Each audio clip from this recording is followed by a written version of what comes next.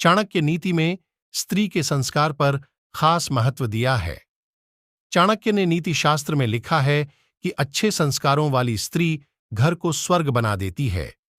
वो अपने पति और उसके पूरे परिवार का ख्याल रखती है। वहीं जिस स्त्री के संस्कार अच्छे नहीं होते, वो सब कुछ तहस नहस कर देती है। आचार्य चाणक्य के अनुसार स्त्री की सुंदरता ही सब कुछ नहीं होती है। यदि कोई पुरुष किसी स्त्री की सुंदरता को देखकर उसे परखता है और उससे विवाह करता है, तो उससे बड़ा मूर्ख इस पूरी दुनिया में कोई भी नहीं है। इसलिए विवाह के लिए स्त्री की सुंदरता के बजाय उसके संस्कार, उसका स्वभाव, उसके लक्षण, उसके गुण और अवगुणों के बारे में जानना चाहिए।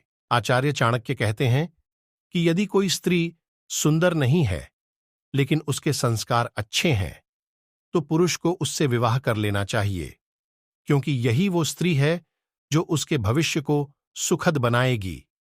ऐसी स्त्री उसे एक श्रेष्ठ परिवार देती है। आचार्य चाणक्य के अनुसार सुंदरता मन की देखनी चाहिए और तन की सुंदरता बिल्कुल भी नहीं देखनी चाहिए। जो स्त्री मन से सुंदर नहीं है और न ही परिवार की अहमियत समझती हो, उसकी वजह से शादी ही नहीं बल्कि सभी रिश्ते नाते टूट जाते हैं।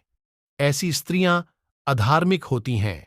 चाणक्य ने ब्राह्मण के लिए कहा है कि उनकी सबसे बड़ी शक्ति है उनका ज्ञान है।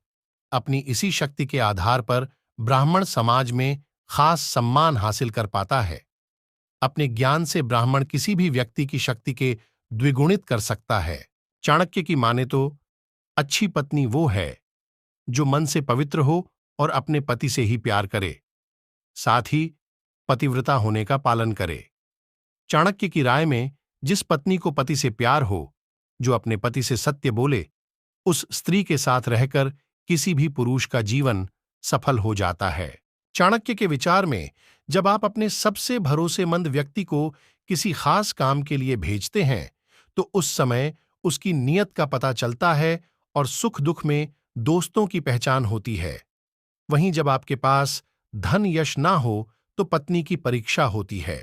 चाणक्य ने अपने श्लोक में ये कहा कि जब आप पर भारी संकट आए तो अपने धन को बचाएं, साथ ही अपनी पत्नी को भी बचाएं, लेकिन जब बात आत्मसम्मान की आती है तो ऐसे में धन और पत्नी का बलिदान भी करना चाहिए, हिचकना नहीं चाहिए।